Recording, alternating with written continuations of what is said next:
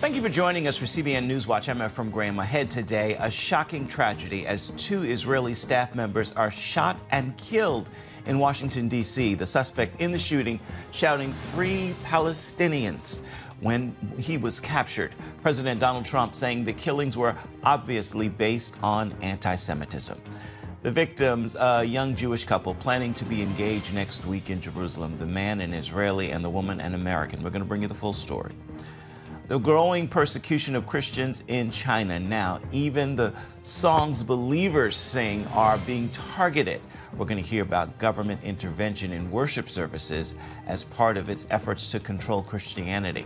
And here in the United States, the growing movement of baptisms as hundreds of churches work together in what some are calling revival. All those stories and more right now on CBN NewsWatch. This is CBN NewsWatch. It is Thursday, May 22nd. We're going to begin this half hour with a tragedy for Israel and the Jewish community taking place right here in the United States as a young Jewish couple, staff members of the Israeli embassy in Washington, D.C., were shot and killed Wednesday night while leaving an event at the Jewish Museum. The suspect in the shooting said, "I did this for Gaza." And when he was taken into custody, he shouted, "Free, free Palestine." CBN's George Thomas is on the story. A visibly shaken witness recounted the moment he saw the shooter murder the young couple at close range. I was walking by, and a guy came up and looked like a gun. I couldn't tell what it was, but I heard it afterwards, the shots, and he shot this young couple. The victims, Yaron Leshinsky and Sarah Milgram, were planning to get engaged. The young man purchased a ring this week with the intention of proposing to his girlfriend next week in Jerusalem. They were a beautiful couple who came to enjoy an evening in Washington's Cultural Center. The two had just left an event at the Capitol Jewish Museum when the suspect approached them. Prior to the shooting, the suspect was observed pacing back and forth outside of the museum. He approached a group of 4 people, produced a handgun, and opened fire, striking both of our decedents. And he ran inside and yelled something. I couldn't make it out what he said. He just ran up. It was terrible. I don't know what. It was terrible. Police say the suspect, 30-year-old Elias Rodriguez, ran inside the museum where he was arrested by security. The suspect chanted, "Free, free Palestine," while in custody. One witness says she gave the suspect water just before his arrest, unaware of the crime he had just committed. We offered him water and he was like, "Yeah, that'll be great, actually." That's when he reaches into his backpack and pulls out a keffiyeh and says, "I did it. I did this for Gaza." The Times of Israel says the suspect was reportedly a member of a radical left-wing group that advocated on behalf of Palestinians. President Trump condemned the attack on social media, saying these horrible D.C. killings, based obviously on anti-Semitism, must end now. Hatred and radicalism have no place in the USA. Condolences to the families of the victims. I spoke to the President of the United States multiple times tonight on behalf of the President. His prayers are with all of us, all of the Jewish community, everyone in Washington, D.C. Israel's Prime Minister Benjamin Netanyahu released a statement saying, "We are witness to the terrible cost of anti-Semitism and wild incitement against the state of Israel. Blood libels against Israel have a cost in blood and must be fought to the utmost." George Thomas, CBN News. And our CBN Middle East Bureau Chief Chris Mitchell joins us now from Jerusalem. So, Chris, we heard what Prime Minister Netanyahu said about the tragic shooting.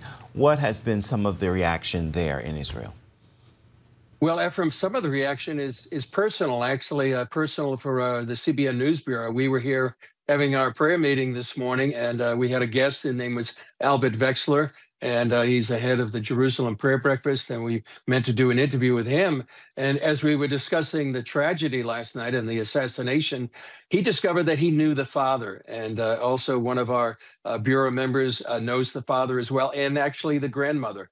I believe the brother works for another companion, good friends of ours, the All Israel News with Joel Rosenberg, and one of their staff members is the brother of who was killed. So it's a very personal thing over here in Israel, and for all of the people here in Israel, and as well as all the people affected there in the United States, it's a solemn day, a tragic day, and a time when people maybe are realizing how dangerous this movement can be, and how people need to be praying for protection for people there in all of the embassies around around Israeli embassies around the world, and for the peace of Jerusalem. Is there growing concern in Israel about growing left-wing violence against Jewish people? Yeah, I think so. I think this is one indication that this can be a violent movement. We've seen violence on U.S. campuses with the Free Palestine movement, and so I think there's certainly definitely a sense of danger, and a sense that there will be increased security around embassies and around personnel. The Israeli embassies and the government typically and regularly send out dangers warnings to people traveling in different parts of the world based on intelligence that they receive. So I'm sure this is going to increase the security around the Israeli embassies in the D.C. and around the world for staff members.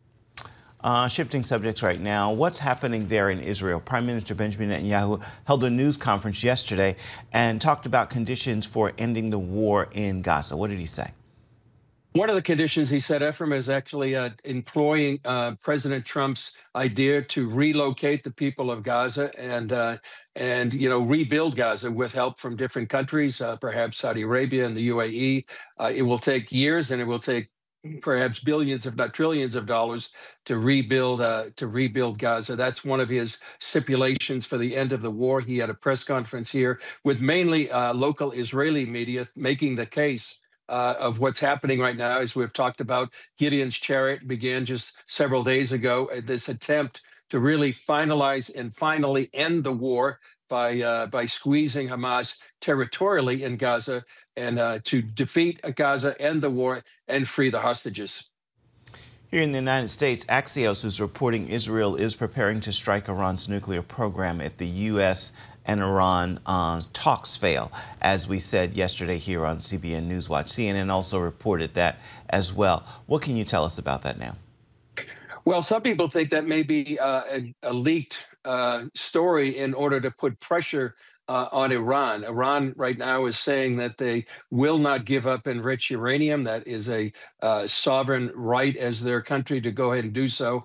But that seems to be increasingly a non-starter for the Trump administration and the White House, that eliminating enriching uranium is something, a precondition for a nuclear deal. So it looks like these two sides are far apart, and maybe this is a way to pressure Iran to actually eliminating their enriching uranium.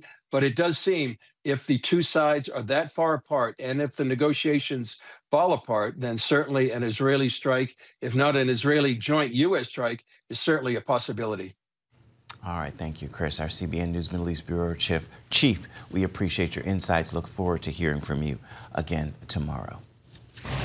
Coming up, the persecution of Christians in China. We're going to hear how the Chinese government is stepping up its efforts against religious believers, now even taking on the hymns that the Christians are singing. We're going to bring you the story when we come back.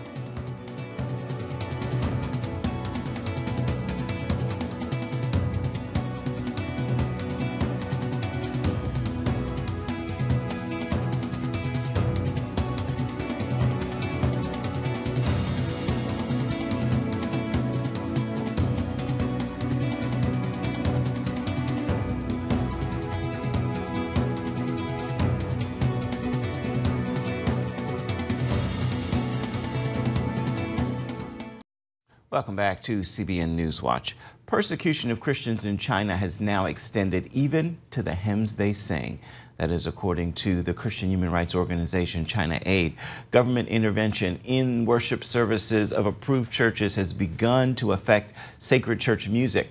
On this week's episode of The Global Lane, China Aid President Bob Fu explains this is part of the Chinese Communist Party's ongoing efforts to control Christianity in the country. The Chinese Communist Party, under this brutal dictator Xi Jinping, has indeed intensified its persecution against Christians in recent years. Under this banner of so-called Sinicization, which basically calls for all faith, especially Christianity, to be made compatible with the socialism, communism, and Xi Jinping's thoughts. One of the aspects is to make the Christian music to be compatible with the socialism spirit, with the communism spirit, with the Xi Jinping's own communist revolutionary slogans. So basically, the Christians, every Sunday before they sing the doxology, they have to rise up and sing the communist anthem, the national communist anthem first, to sing the praises of the communist heroes instead of worshiping the name of Lord Jesus Christ. And all the four corners of the church, including the pulpit, has to install face recognition cameras in order to monitor all those who are attending the church worship service. And even the tithing and offering is called a foreign religious service, now is totally criminalized, especially in the house churches. So many house church pastors are arrested just because they set up an offering and tithing box in the church, and they are being called as committing a business fraud. Well, let's look at one specific case. I know many Chinese Christians are awaiting the verdict in the trial of the Linfen Covenant House Church. Tell us why the three pastors were arrested, Bob, and put on trial, and what do you expect will happen there? Yeah, these three pastors at Linfen Covenant Church, they are really just God's calling evangelists and building up house churches.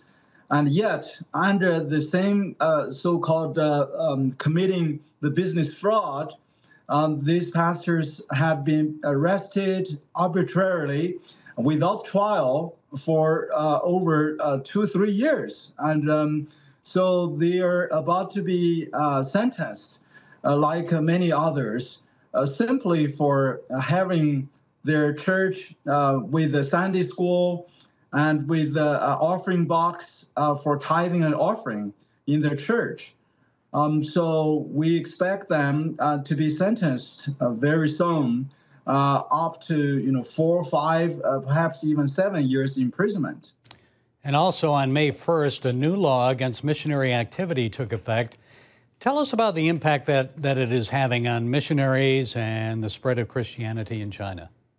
They're targeting those foreigners who come to visit China, who are Christians, and they are being regulated in such a way that on any given Sunday or worship days, the foreigners are going to be very difficult, if not nearly impossible, to even have a worship location. Bob, have you heard of any leaving, being forced to leave? Some left already, China? I know nearly every foreign Christians who are missionaries, but under the name of a business or even student, and many other even tent making, like medical and even supporting the orphanage services, are totally being kicked out and banned from serving and staying in China. But the good news, Bob, because they're Christians. The good news, though, is despite the Chinese government's anti-Christian measures, the church is growing in China. Are we seeing revival? What can you tell us about church growth and baptisms? Yes, that's the beauty of God's sovereignty, certainly God's humor. The more persecution there is, the more revival happening inside China. We have seen even the most heavily persecuted church, like the early Ren Covenant Church, led by Pastor Wang Yi, who has been serving for 9 years of imprisonment for being accused of engaging the subversion of state power. And his church, guess what? Last year, they had planted 2 more churches under the heaviest persecution. So we have seen many house churches had experienced revival instead of being totally knocked down. Okay, that's good news. Bob Fu, founder and president of China Aid. It's ChinaAid.org online. Thank you for taking the time to inform us about developments in China. Thank you, Gary, for having me. Also on this week's episode of The Global Lane, Israel's Operation Gideon's Chariots, full steam ahead against Hamas in Gaza, or time to hit the brakes. We're going to explore the question, and we'll examine RFK Jr.'s ordered review of potential dangers associated with the abortion pill. You can see it all on The Global Lane this evening on the CBN News Channel. It begins at 8 Eastern. You can also see it on the CBN News app, where you can find it on YouTube. Still ahead, a growing movement here in America as people across the country are being baptized. And now there are plans to spread these baptisms across the country even further. We're going to bring you the story right after this.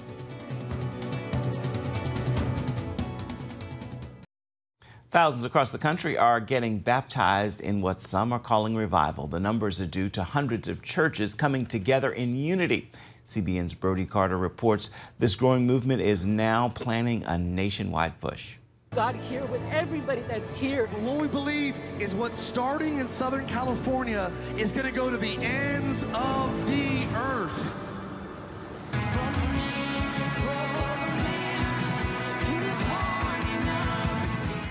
On the shores of Huntington Beach, a modern-day revival led to the largest single-day water baptism in American history.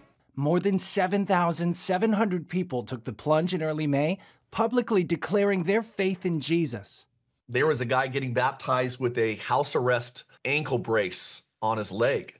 I saw homeless people that got baptized. I saw people in wheelchairs that they pushed to the sand, carried them in there, baptized and brought them back. Old, young, all different ethnicities, all different political persuasions.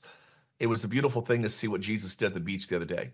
Organized by pastors Mark and Rachel Francie, the couple mobilized more than 500 churches and nearly 30,000 people for a day of worship, baptism, and transformation. Last year, they baptized over 4,000, and now the movement is going national. The main reason why we did this event in California a month early is so that all of the momentum from people getting excited about what God's doing in California would actually transfer into local churches, that they could host it in their local churches all over America. Baptize California is becoming Baptize America, urging churches to come together Sunday, June 8th, for what could become the largest coordinated water baptism in U.S. history. And we're seeing a movement of baptisms also taking shape on college campuses, sparked by the growing initiative Unite US. Organizers see what's happening on campus as just the beginning. I believe that America is set for the greatest revival our nation has ever seen. I believe it's starting with college students, and the hunger and the fire that we're seeing among college students and college campuses is just taking off. It's a movement. What started in Auburn, Alabama just 2 years ago exploded into a movement, leading to gospel events to at least 11 college campuses this year alone. It was awesome just having just 10,000 people that all love Jesus and are worshiping God. From the shores of California to the heart of college campuses, one thing is clear: revival isn't coming. It's already here. Brody Carter, CBN News. Coming back with an encouraging word for your day. Please stay with us.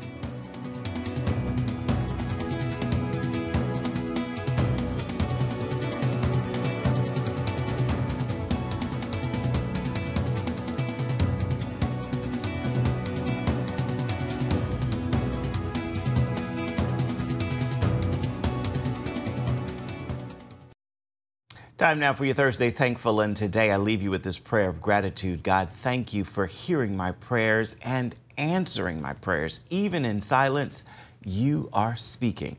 I can see signs of your presence all around, and you are speaking to my heart, sending messages of love, and those are encouraging. God, thank you. Well, that will do it for this edition of CBN NewsWatch. Remember, you can always find more of our programs on the CBN News channel. You can find them there at any time as well as online. That address is cbnnews.com. We'd love to know what you think about the stories you've seen here today. You can email us, newswatch@cbn.com. You can also reach out and touch us on Facebook, Instagram, and X, formerly known as Twitter. We'll see you back here tomorrow.